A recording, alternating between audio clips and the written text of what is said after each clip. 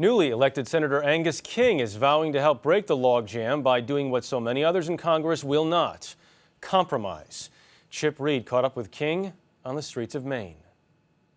If somebody comes to you and says, "I'm not going to compromise," what they're really saying is, "I have 100% of the truth. I'm 100% right." Angus King says he's 100% certain of only one thing, that neither the Democrats nor the Republicans are always right. That's why when he takes his seat in January as the new senator from Maine, he'll be doing it as an independent. The people are absolutely fed up with this nonsense. They have had it with Washington not being able to get anything done. If you get people in a room, if you share a common understanding of the facts, you can generally find common ground.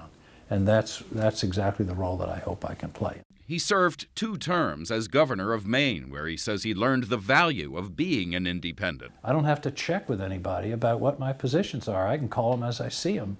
And that's what I did for 8 years as governor. There was one glorious 6-week period where I had both parties picketing my office. At 68, King has been out of politics for a decade, but says he felt compelled to return because the stakes are so high.